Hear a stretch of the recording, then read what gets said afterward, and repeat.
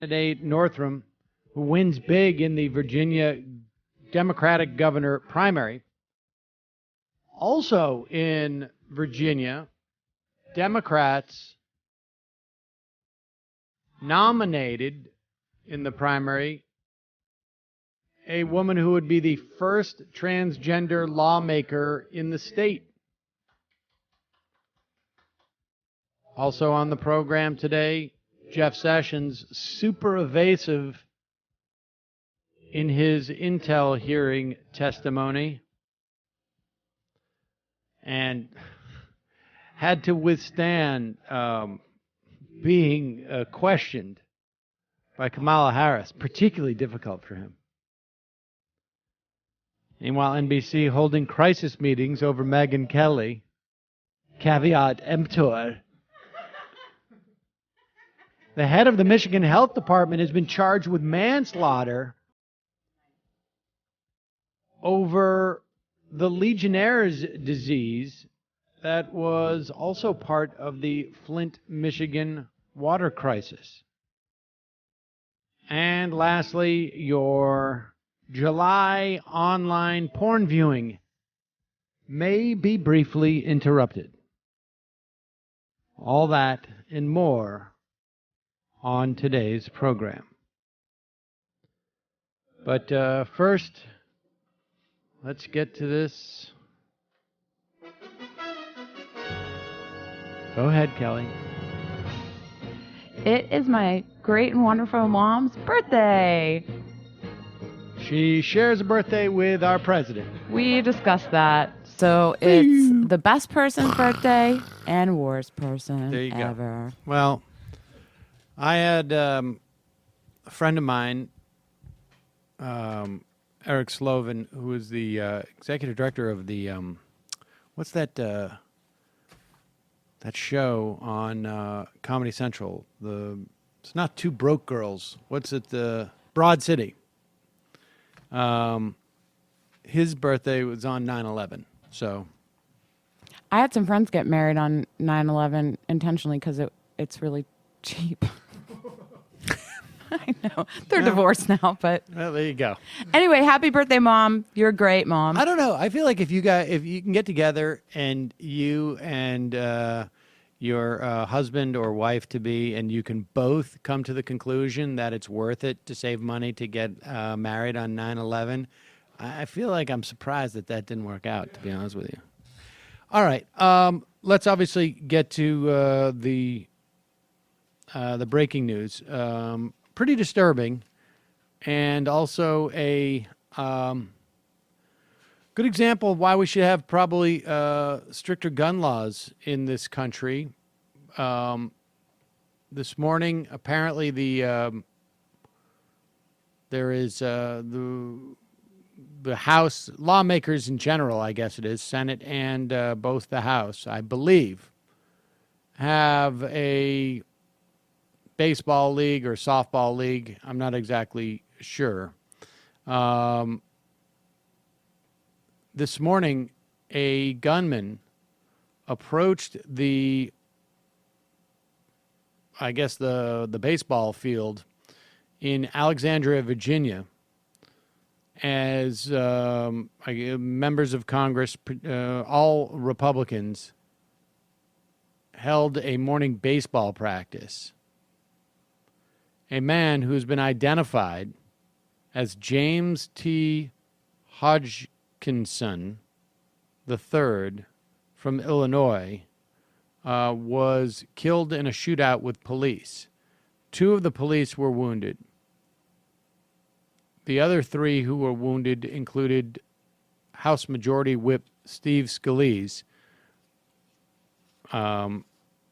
Steve Scalise, of course, has been like I say, the Majority Whip, and introduced H.R. 58, the Firearms Interstate Commerce Reform Act, which improves the ability of law-abiding citizens, like a man named James T. Hodgkin, ability to purchase firearms, just coincidentally. Apparently, Hodgkins is was vehemently anti-Trump and had a Facebook post that said, "Trump is a traitor. He's destroyed our democracy. It's time to destroy Trump and company." It appears that the other two people who were shot, in addition to Scalise and the police officers, one was a legislative correspondent for Representative Roger Williams, expected to make a full recovery. Matt Mika, a lobbyist for Tyson Foods, was taken to a local hospital, is in unknown condition. The two officers have not suffered any life-threatening injuries. So, as far as we can tell, the good news is that none of the victims are in a life-threatening situation, although we don't know the status of one of them. We don't know much about the shooter beside what I've just told you at this point, and I would even caution, very often with these things, you don't get the right information early on, although, you know, this is, the FBI is on top of this, obviously, very, very quickly. Here is Governor Terry McAuliffe in Virginia just giving his update. We should say that he misstates how many people are killed in gun violence every day. It's not 93 million. It is 93 people. 93 million, of course, would be,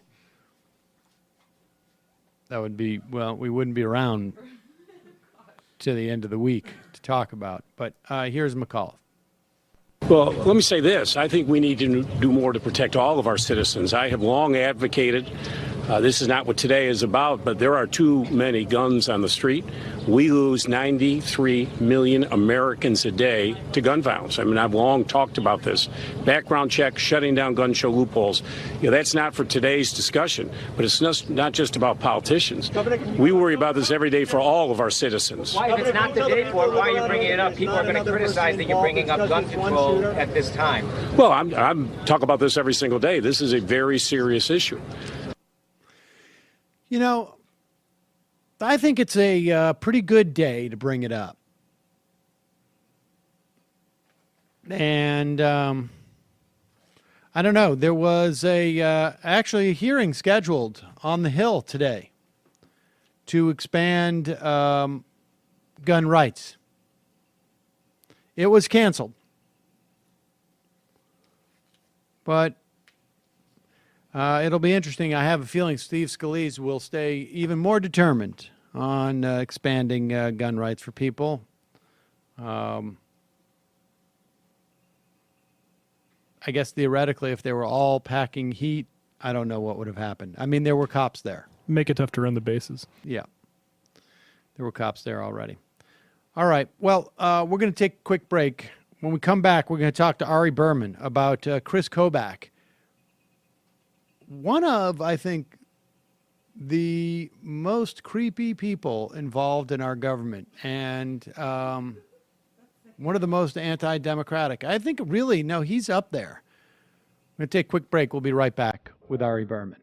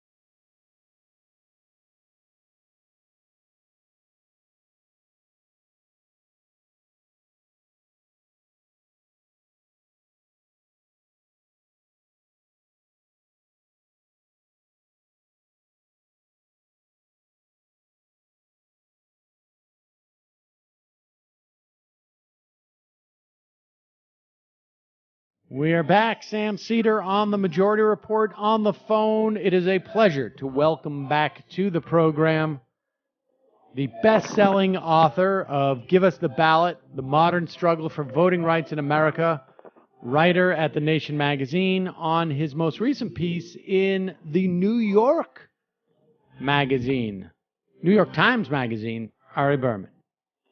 Hey, Sam. How are you? New York Ari? Times Magazine. I don't want New York Magazine to get mad at me for pretending that I write for them. No, I understand. But the New York Times magazine, and you've written, and you obviously are a voting rights expert in this country, and you have written about Kris Kobach, who, I mean, I sort of knew a little bit about him before I read your piece, but after reading your piece, I sort of feel he might be one of the creepiest people who are in our national politics right now. I mean, you know, like a guy like Jeff Sessions, he's a liar. He may be a little bit corrupt, and he's a horrible, I think, racist. But he's sort of one-dimensional in that way. Kris Kobach seems to be multi-dimensional in his creepy and horrificness. Well, I think what I wanted people to understand is he really is the architect of Trumpism, to the extent that there is any ideology behind Donald Trump. He is the guy who has promulgated these things. So the idea, you know, that when Trump came out and said, you know, Mexicans are rapists and murderers, and we're going to build a wall and do all of those things, Kobach was the guy who, before Trump ever came on the scene, was trying to restrict immigration. And when Trump said that 3 to 5 million people had voted illegally, Kobach was the guy who was in his ear saying that voter fraud by non-citizens was rampant, even though there was no evidence of any of this kind of stuff. So I really wanted to talk about this intellectual movement that has come behind the president, that to restrict voting, to restrict immigration, to try to preserve a shrinking white majority, and say, you know, there are real people behind this. It's easy to sort of dismiss Trump, but there are real people behind this that have spent a lot of time getting to this position where someone like Donald Trump could be elected president, where we could have these kind of restrictive policies put in place. And even though Kris Kobach is just a Secretary of State, he's enormously powerful in that position, and his influence really can be seen all over the place, but particularly in the Trump era. You know, it's fascinating because, you know, it's as if Trump basically takes the top line, right? And you have laid out all of the infrastructure, all of the scaffolding, all of the floors beneath the sort of the penthouse that Donald Trump adopted when he came down the escalator stairs. And when you read this stuff about Kobach, it reminded me of a caller that we had very early on who was an adamant Trump supporter, and his biggest issue was this whole notion that, and this is back in, you know, July of 2015, his biggest issue was the idea that there were millions of immigrants, of undocumented immigrants who were voting in elections, local elections, national elections, and this was his animating point. And really, to a large extent, there's really not a lot else about sort of Trumpism that has been, that still remains intact, right? I mean, when we talk about all of the things that Trump had sort of implied that he was interested in and promised, none of it is withstood even the slightest bit of I guess, sausage making in Washington, except for the anti-immigrant and the sort of, I guess, this through line that, you know, there's a lot of illegal people voting. So let's start with BirthLink. What is BirthLink? Well, I think that's a little obscure. I think we should start with the fact, you know, Kansas passed this law to require proof of citizenship to vote. So basically, you know, well before Trump had started talking about, millions of people voting illegally. This was something that Kris Kobach, who was Secretary of State of Kansas, was talking about very aggressively. He said that a registration by aliens was pervasive and that Kansas needed to pass a law requiring proof of citizenship for voter registration to combat this. And now proof of citizenship for voter registration means you have to show in Kansas a birth certificate, a passport, or naturalization papers to be able to register to vote. Well, the problem in Kansas and elsewhere is that people don't carry those documents on them. This isn't like voter ID where you have to show a driver's license to register, and 90% of people have a driver's license. This is more specific documentation. Most people don't carry a passport around with them. Most people don't have a passport. Exactly. Only 7% of Americans even have a passport. Most people don't know where their birth certificates are. Most people don't know where their naturalization papers are. And then to have to bring them with them when they register to vote is really burdensome. So what we've seen in Kansas is that 1 in 7 people who tried to register to vote after 2013 when this law went into effect were blocked from registering, which is just an enormous number. I mean, imagine if you have 7 people in line to register to vote and 1 out of 7 of them can't register.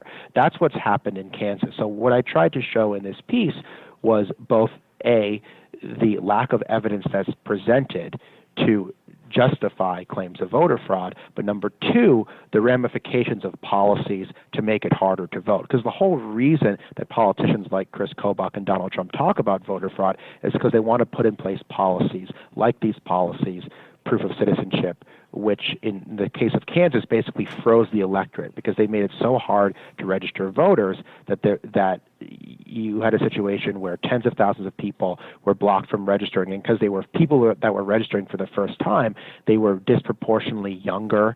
They were disproportionately less likely to be Republicans. They were more likely to be lower income or people of color.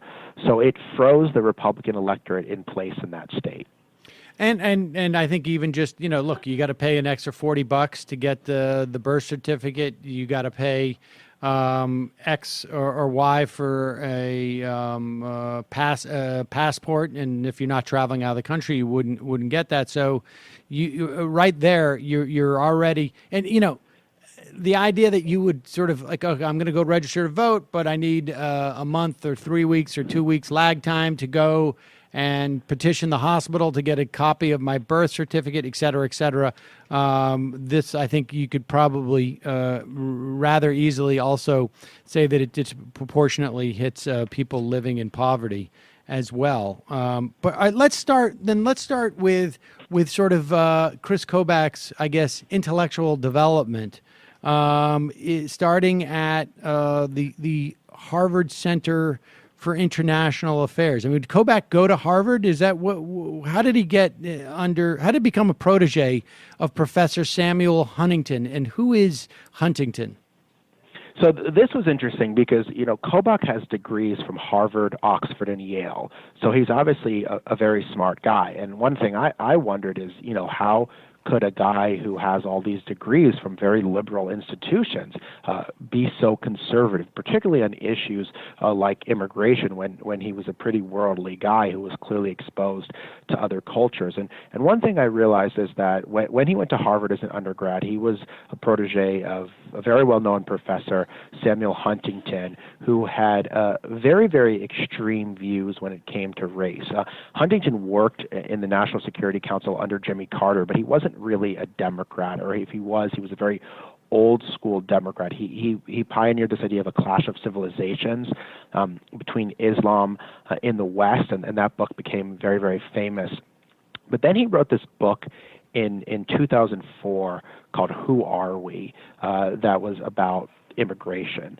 And he said a lot of really alarming things. He denounced what he called the Hispanicization of the U.S. He said that Mexican Americans were contemptuous of American culture, that they didn't identify with the United States, all of these really anti-immigrant, anti-Latino things. And then, I went back and looked at some of his writing from the 1970s and the 1980s, and I realized that Huntington had advised apartheid South African government, that he had written this article for the Trilateral Commission that talked about how the U.S. had too much democracy that if you extended democracy, in his words, to the blacks, it would overwhelm the political system. And this was Kris Kobach's lead advisor at Harvard. And it struck me that, granted, that this was only when Kobach was an undergrad, but so much of what Huntington was talking about over the years from the 1970s onwards seems to have shaped Kobach's views both on immigration and on this view that maybe broad-based democracy isn't so great of a thing. I just want to say kudos to Harvard for having such an open mind about their faculty who introduced this idea that you don't want to give too much power to the blacks when they vote. It was interesting that he also, because Kobach and I are pretty close to the same age, and the idea of him fighting the divestiture movement from South Africa and sort of towing the Reagan, I guess, line of constructive engagement as Reagan was pushing is interesting. There's so much. Kobach wrote his senior thesis saying that universities like Harvard shouldn't divest from South Africa because international businesses were leading the way against apartheid, which struck me as a very revisionist history of the fight against apartheid. Maybe some international businesses were against apartheid, but they certainly weren't leading a global movement to get rid of a white supremacist state. And the fact that he was writing this as an undergrad, as an undergrad, you're supposed to be idealistic, you're supposed to be against things like apartheid, and at the same time, Kobach is taking the side of business against universities. And his advisor, Samuel Huntington, is actually advising South Africa's apartheid government, saying that maybe they need a form of enlightened despotism, whatever that means. I guess maybe that's like what Putin's Russia is today. Right, and I can just, if I recall correctly, businesses weren't leading the fight against apartheid. There were some businesses who were hiring black South Africans. And that was basically it. Maybe there was a couple, but you're right. And I don't know. This is another instance of like Ronald Reagan, having being the equivalent of that that kidney death punch, right? Where you don't die for 3 weeks after you've been punched in the kidney. Reagan just sort of spawned a generation of people around my age who are still hurting this country, in my estimation. So this idea of Huntington's that became a sort of, it seems to be like Kobach's worldview, which has not changed, which is that there is almost a moral imperative to prevent people other than white people from voting in this country. Is that fair? And what I really wanted to show in the article was that there's all of these phrases that are used, whether they're talking about voter fraud or they're talking about illegal immigrants, and then they make it and he just talks about the rule of law, that he's just restoring the rule of law back to the United States. But what I thought was really important to show is that basically they're trying to create a society that's A, more Republican, but B, literally trying to create a society that's more white, to reduce both the size of and influence of the country's non-white population. Kobach has said, for example, that one of the reasons he opposes immigration reform is because he believes that if 11 million undocumented immigrants are given citizenship, they will vote Democratic, and it will be, in his words, a locked-in vote for socialism. We also just look at the fact that all of these claims about non-citizen voting are laying the groundwork for policies that create both a more Republican and more white electorate. But also, if you talk about illegal aliens voting, as he does over and over and over, that's also going to build support for a policy of deportation, to actually forcibly remove people from the United States. And so I think multiple things are going on here when they're talking about this, and I think the ramifications for the country are really disturbing. And I think often people don't call this stuff out for what it is. People don't want to talk about the racist overtones. They don't want to talk about the white nationalism. They don't want to talk about the white supremacy inherent in these views. And this was all something that we decided to deal with head on in our article because we thought we had to be really, really honest about what's actually happening here. Yeah, I mean, you make that point, and I'm trying to find where that line is, where you do specifically say, like, you have a notion. I mean, for instance, we can see this in North Carolina, where African Americans are targeted to be disenfranchised, largely to help, almost exclusively, I guess. Largely to help the Republicans win.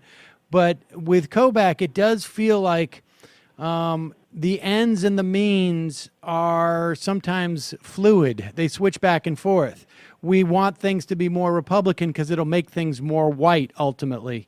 I mean, we're seeing this now. Not only are we seeing increased deportations, we're seeing the type of deportations in terms of like the people who are being picked up is changing, right? It's not. It's no longer gang members. No. It's really alarming. I mean, I just saw a story today about someone who was picked up right before his high school graduation. And I asked Kobach about this because I interviewed him, and some of the stuff didn't make it into the final piece because the story was 7,000 words long. We couldn't include everything. But I asked him about this because, the day I interviewed him, there had been a story about a woman in Mississippi who was a valedictorian, and they were going to deport her. She was a dreamer. And I said, why are we deporting people that are doing really well, that are graduating at the top of their classes, that are going to get good jobs, that are going to pay good taxes, they're going to be contributing all of these things for America? Why would we want those people to leave our country?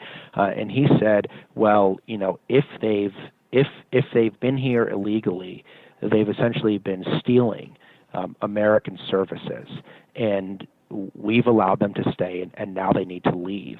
And this idea that we can just take 11 million people and deport them is so astounding. I mean, I learned a lot about immigration in reporting this article, and one of the things I learned is that 2/3 of the undocumented population have been here for more than 10 years or longer. So these are people that, for all intents and purposes, are Americans. They're part of American society. They're working. They're paying taxes. They're doing jobs in many cases that other people won't do.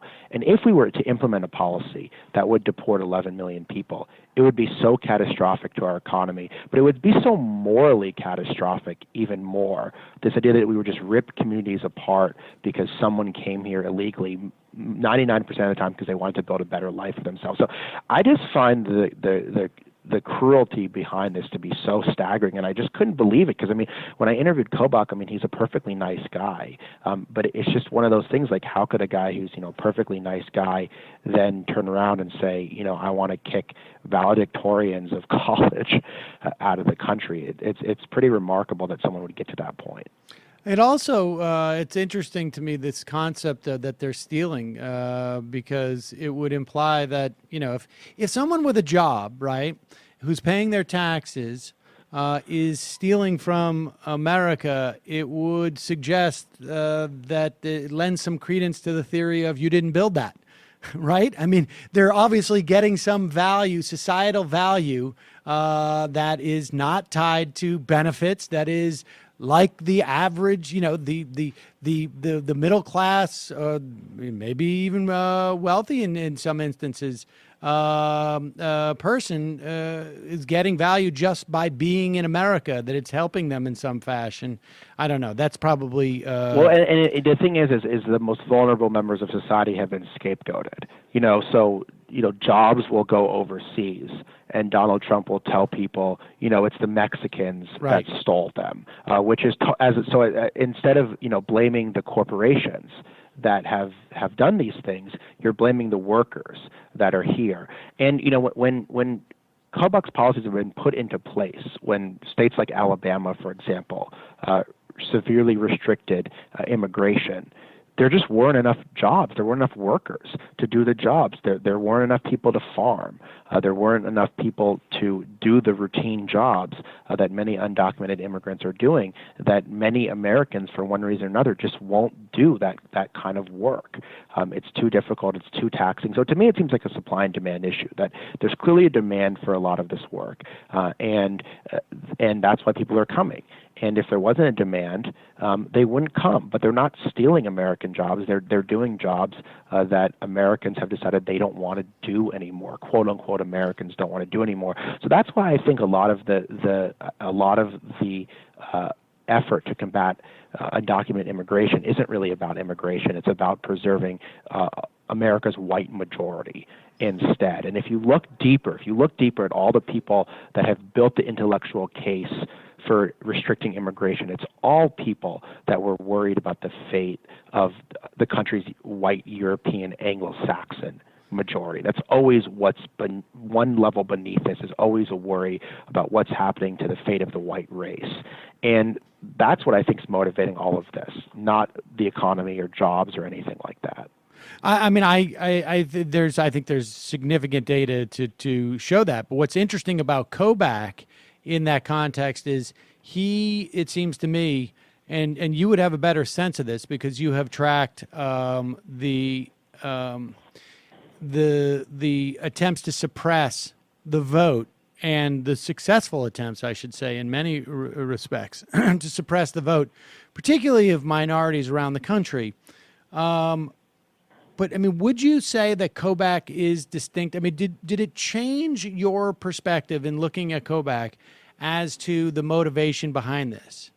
That whether it's a Republican, I want a Republican majority, or simply a Republican majority also happens to be a means to having this more America for white Americans only type of situation? I think Kobach has many more ties to white nationalists and white supremacists than many other people in the Republican Party. So I think there are some Republicans that are perfectly reasonable people that just want to suppress the vote because they think it'll benefit them politically.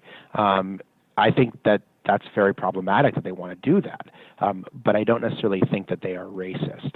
I think there are other people that want to suppress the vote and want to restrict immigration and do things like that, both because they think it's going to benefit the Republican Party, but also because race is a serious part of this.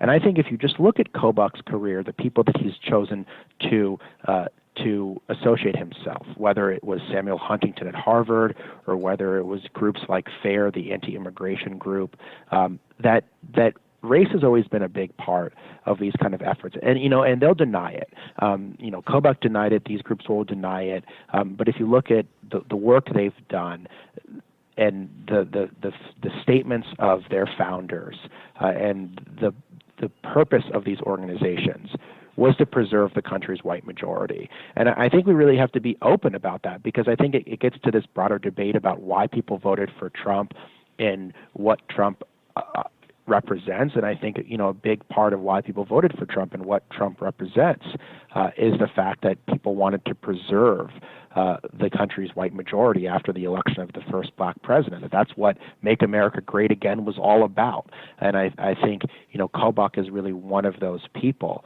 that is appealing to that idea that when he talks about Make America Great Again, it's very much a throwback to a time when we didn't have the demographics and the immigration that we do now. And we should say, there's increasingly more data to support that. There was a study that just came out the other day by the Voter Study Group, which comprises of 20 conservative, progressive, and independent academics and professional survey researchers. And they released a trove of polling that dates the data that tracks American views back to December 2011. John Sides is involved in this. And it's even the Obama to Trump voters were motivated by their views on immigration, blacks, and Muslims.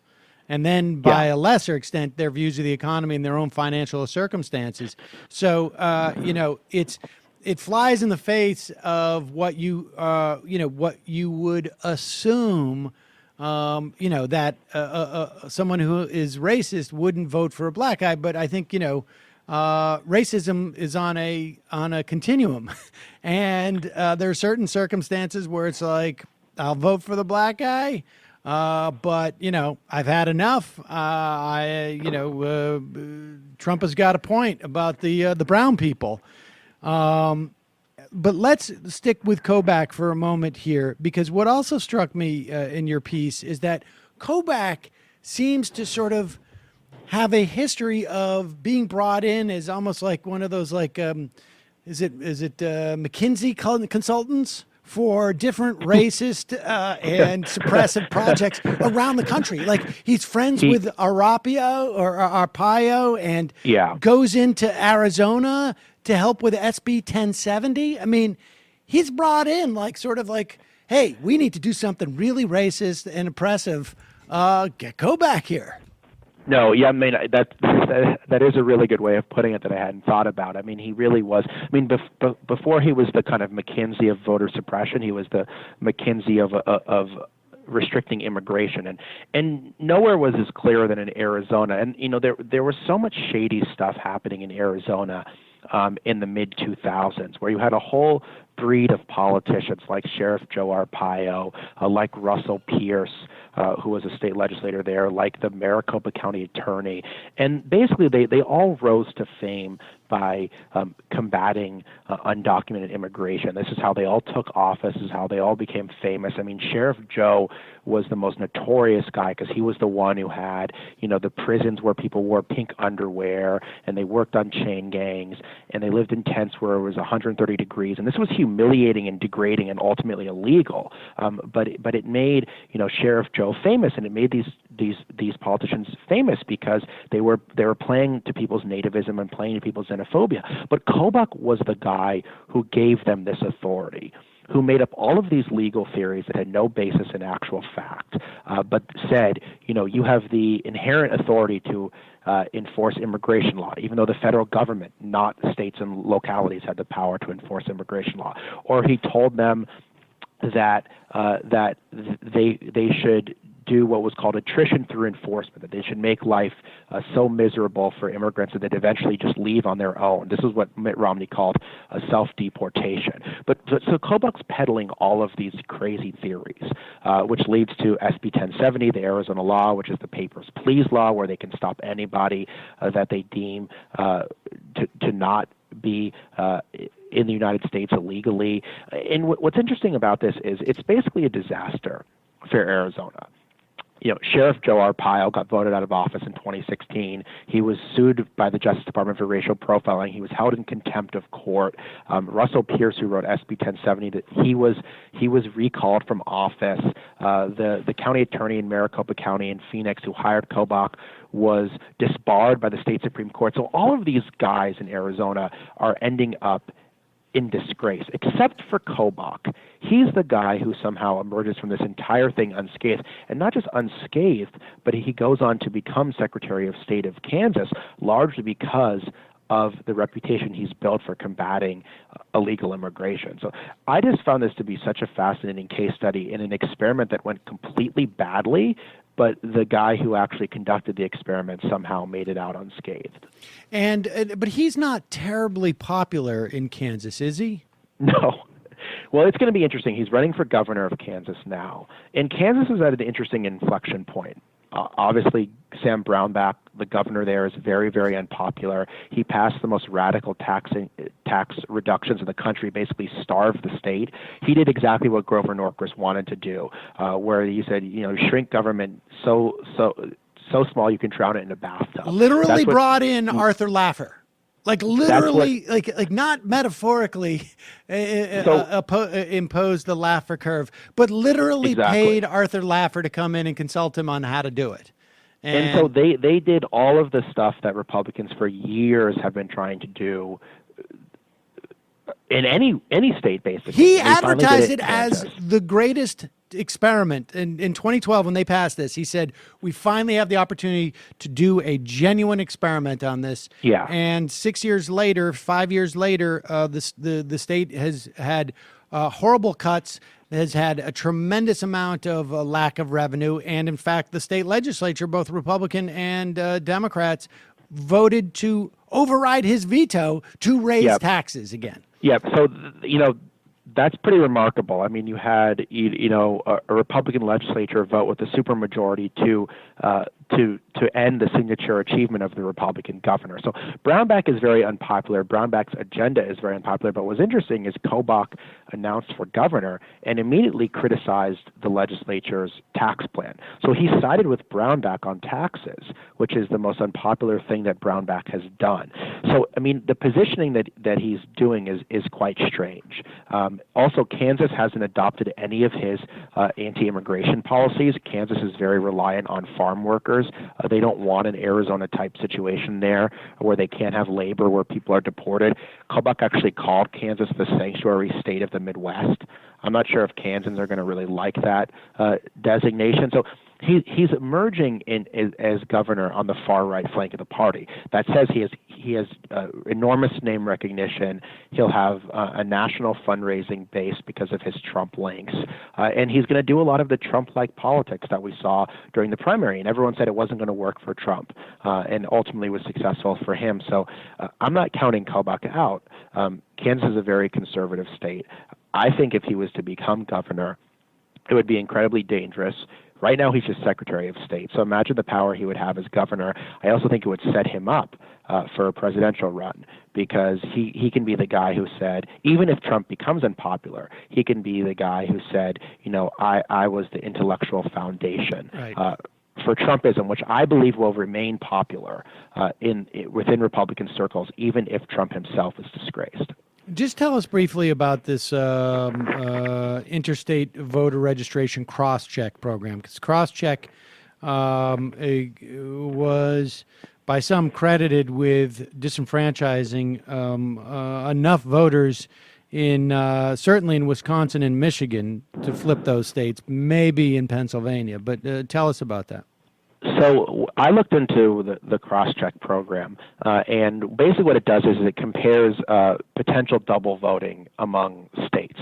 It's run out of Kansas, but it includes more than 30 states now. And it uses very, very rudimentary data. So you're only looking for someone's first name, their last name, and their date of birth.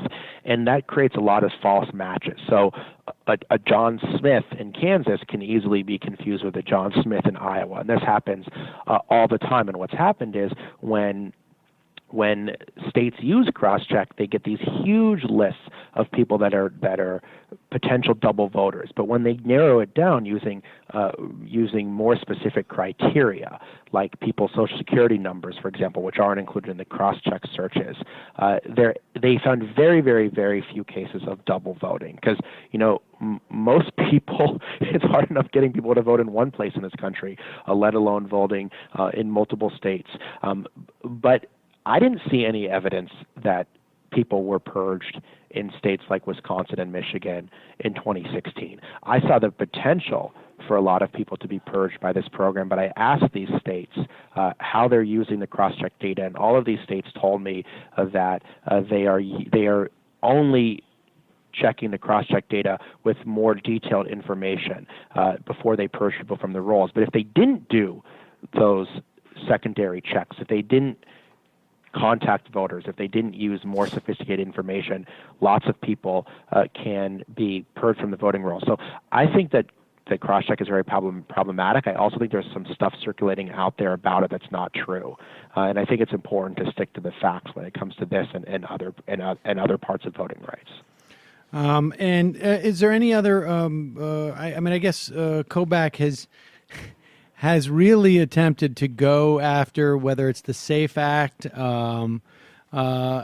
He is just working overtime to try and find some evidence of like systemic, or even not even systemic, but pervasive voter fraud, and has been unable to really do that. I mean, that's what. He's been totally unable to do that. I mean, he's the only Secretary of State in the country with the power to prosecute voter fraud cases. So he's literally the only Secretary of State that has been turned into essentially a prosecutor and instead of an election official. And he's only found one non-citizen who's voted illegally. That's because it doesn't make any sense why a non-citizen would vote and risk deportation. I mean, some makes of those absolutely... comptroller races, Ari, are so significant that, yes, you're willing to get deported to go in and cast your ballot for the comptroller that you really want to win. I mean, nobody, not Kobach, not anybody, has ever made a convincing case to me why a non-citizen would knowingly vote. Sometimes it happens that people don't understand the rules. They might be green card holders. They might have documents, right? They might have a driver's license. They might have documents, and they're asked, do you want to register to vote? They might even be asked, do you want to vote? And maybe they will, but they almost never knowingly do so.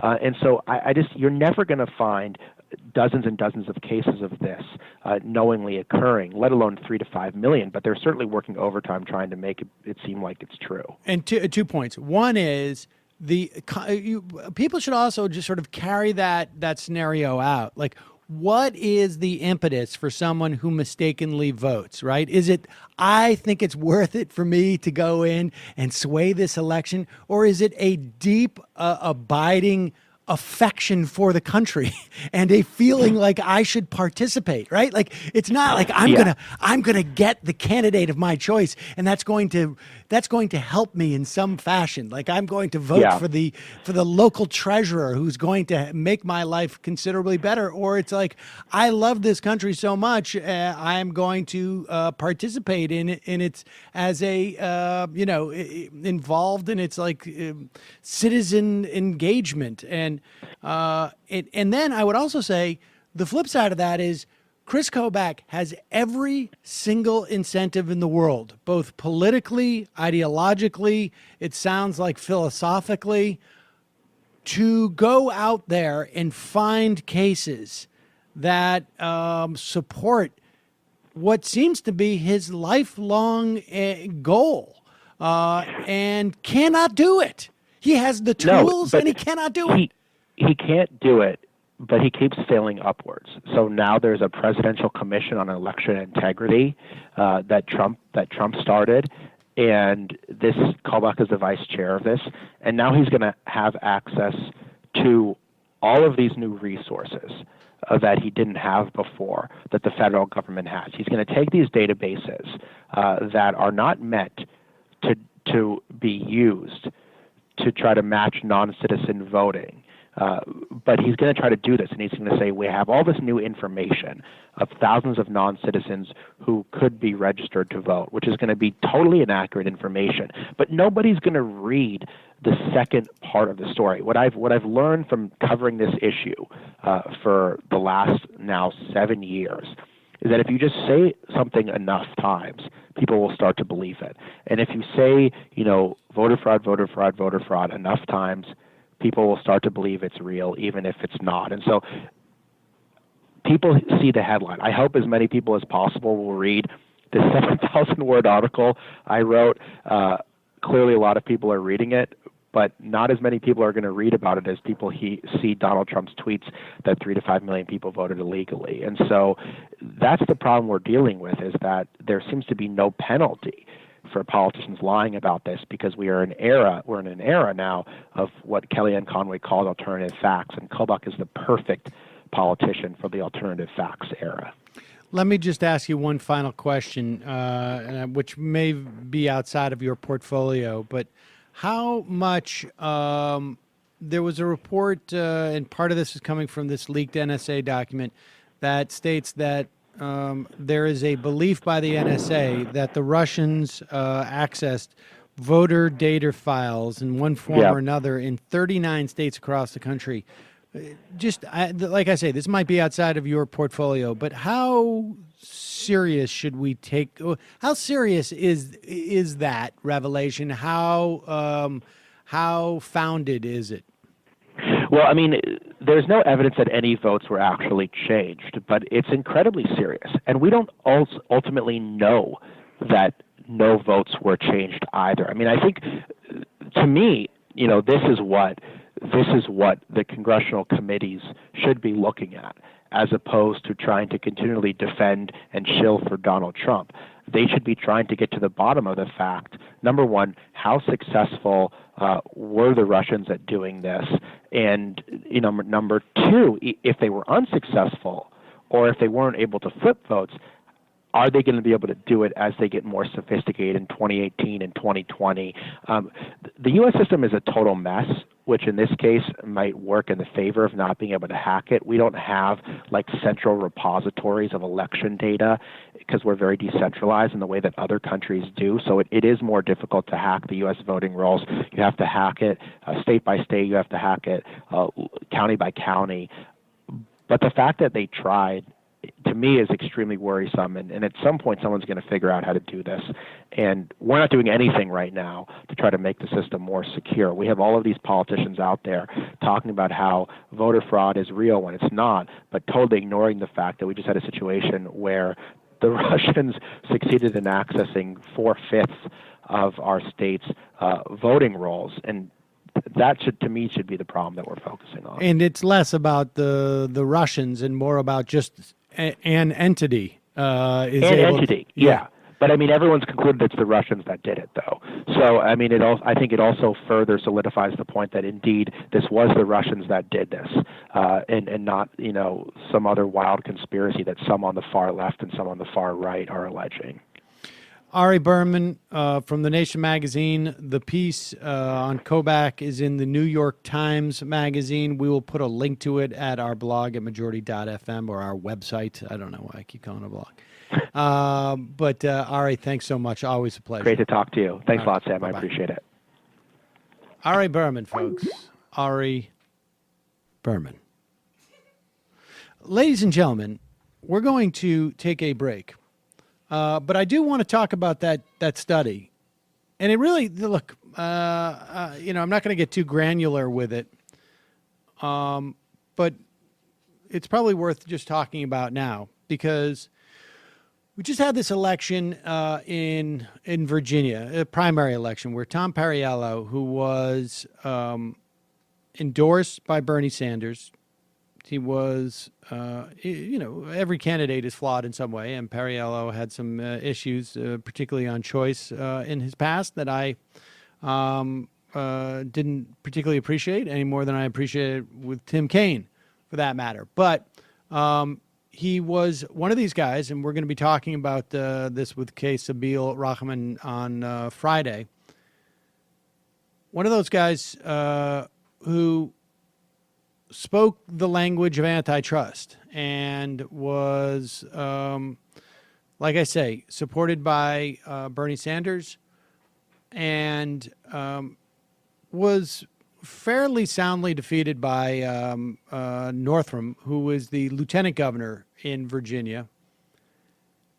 And Northam is the sort of so-called establishment candidate, had much more and deeper and much more long-standing ties with the African-American community in Virginia, and that apparently appears to have been a major part of his win. Every election that we have now, and even ones that we don't have, like in Britain, not our election. Or France. But France less so. There is a tendency for people who are advocating for the Democrats to move in a certain direction to really read into it what we want to see. And I think there's not as much that can be gleaned from any of these things as is made out to be. In Virginia, it's unclear. I mean, Tom Perriello, one of the things that people had talked about was that he made a very concerted effort to reach out to the African-American community, where people perceive Bernie Sanders to have done that too late and to continue to have some issues in that regard. Which is not to say that he's He's just not as well versed and not as, I guess, experienced in developing ties to these communities, from a national perspective. And much of this obviously gets back to where Democrats should go forward. I mean, I think, and I think, people know where I think the Democrats should be headed. But you just get into tricky ground where you try and make that argument based on electability. I mean, I think one of the things that Trump has shown is that a lot of these issues don't necessarily define you in the way that we perceive it. For Donald Trump, I think the things that define him, it is the case that he was anti-free trade on the to the extent that one could say that he was anything on the campaign. It is the case that he spoke a language that addressed the situation for a lot of the working class in this country. But I just want to, again, reiterate, there was this study, the Voter Study Group, 20 conservative, progressive, and independent academics and professional survey researchers. And the interesting thing about this is that they interviewed people in 2011, and they interviewed the same people now. The main takeaways: while most voters stuck with their parties in last year's election, which, again, we need to remind people about, the vast, overwhelming majority, I don't know if it was 90% or more, who voted for Donald Trump, voted for Mitt Romney, and voted for John McCain to the extent that they were of voting age or alive. White voters who switched from Obama in 2012 to Trump in 2016 were motivated by their views on immigration, blacks, and Muslims, and to a lesser extent by their views of the economy and their own financial circumstances. Trump cobbled together an electoral coalition comprising of voters who hold disparate views on economic issues, according to the study, while Democratic voters agree on most policies. So you have GW, George Washington University professor John Sides, who finds that despite Trump's deviation from GOP or orthodoxy on trade, there wasn't a statistically significant relationship between trade attitudes and vote choice in either election between 2012 and 2016. Trump voters, however, did have a more negative perception of the economy. And that had the same impact on voters' decisions as in 2012. But attitudes that more strongly related to the vote in 2016, immigration, feelings towards black people, and feelings towards Muslims. Among whites who voted for Obama 4 years ago, about a third already held these cultural attitudes that align more with Trump's rhetoric. 37% of white Obama voters had a negative view of Muslims, and 33% said illegal immigrants were mostly a drain on society. The effect amongst all whiters, but it was particularly strong amongst those without a college degree. So in about a little more than a third of white voters who voted for Obama and switched to Trump, they were already there. Just, they didn't like Mitt Romney. Or they found Barack Obama did not trigger their racism in the way that Donald Trump, talking about reminding people of the so-called evils that these different people represent, did. However, there was another paper by Robert Griffin and Roy Teixeira which showed that voters' perception of the economy may have helped Trump push voters towards those cultural views. So there is also a second order, maybe this is a first order, that those who expressed negative economic attitudes in 2012 were more likely to express key negative cultural attitudes in 2016, even taking into account their earlier answer to the same cultural questions. So in 2012 and 2016, you may have thought the economy was doing poorly. But Trump was able to exploit that amongst those people by his rhetoric and bring out their racism. I mean, this is very nuanced stuff.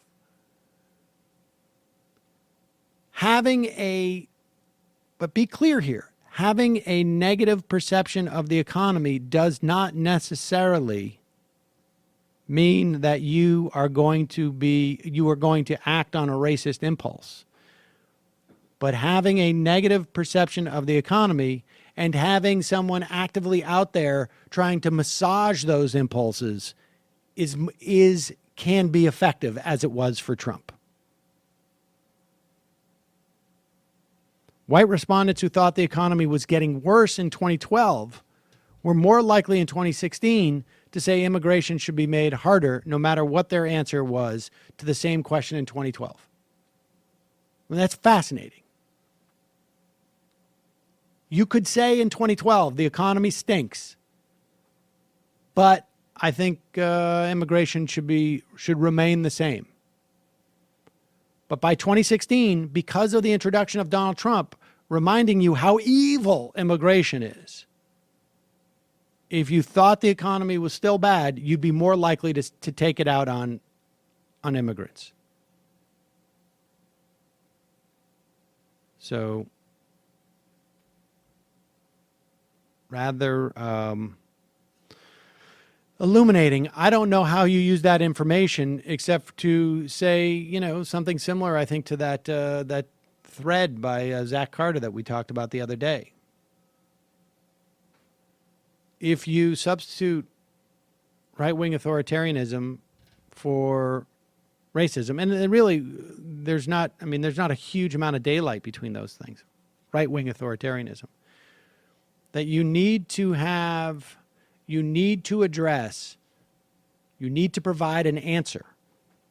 You need to acknowledge the problem and provide an answer for what those people are going through. And which is not to say that you're abiding racism and whatnot, but the idea is to win elections. And I would also argue to make America better, to make America great again, if you will.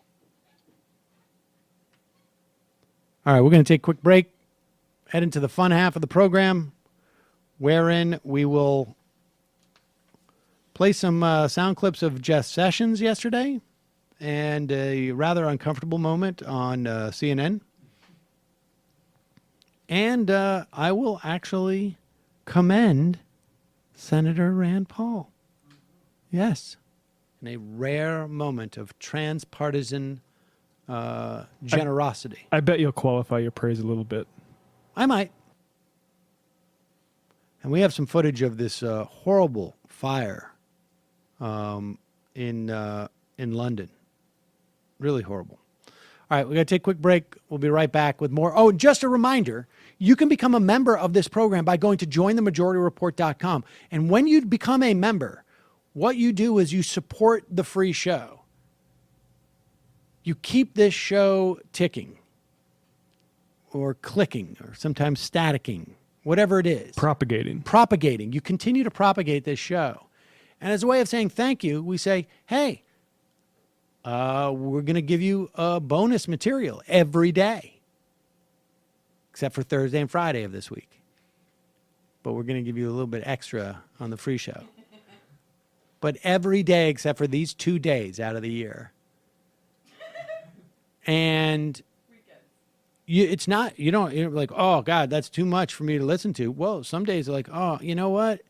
I'm a little tired of Sam having his 8th guest on to talk about one tiny facet of Medicare or something. Like, how many times do we need Sam to do an interview on the actuarial tables of people being treated with Medicare? A lot. I would say a lot, but I'm not going to judge. If you're one of those people like, I don't need to listen to the 11th one, or I'm going to save that for the beach. So what am I going to listen today? You listen exclusively to the fun half. I know a lot of people do that. That doesn't bother me. I'm here I'm offering it up. That's the one I listen to when I listen to the show because I usually talk more on the fun half. Matt just is trying to develop. He's been working on like some type of podcast script where it just seeks out his audio. So maybe that'll be a bonus. Maybe we'll do that like once a year. We'll do a bonus thing where it's just Matt just pulls out his comments. The Matt report. It's all Matt comments. Just tiny little phrases here and there. But go to Join the Majority Report, jointhemajorityreport.com and become a member today. And again, if you don't have the financial means to do so, send us an email at majorityreporters@gmail.com, and we will work something out with you. Bear with us.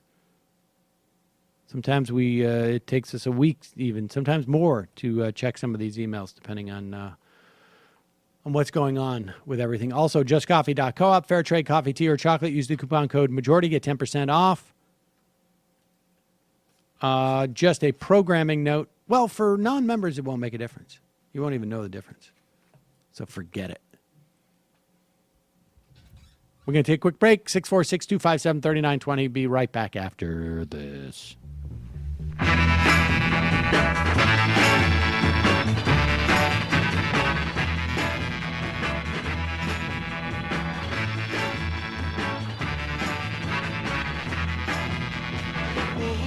All the time. She said no, no, no, no, like to speak my mind. She said no, no, no, no, and I know her time's not free. She didn't waste none on me. Situation sad. Said no, no, no, no, things are looking bad. She said no, no, no, no, and if it was up to me, I'd tell her a thing or three.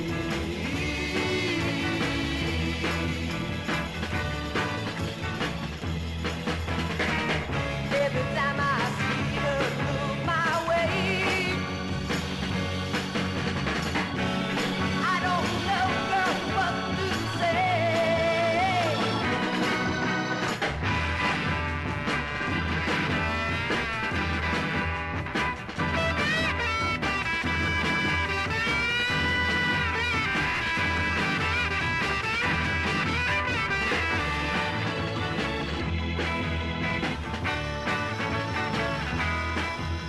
Situation sad. She said no, no, no, no, things are looking bad.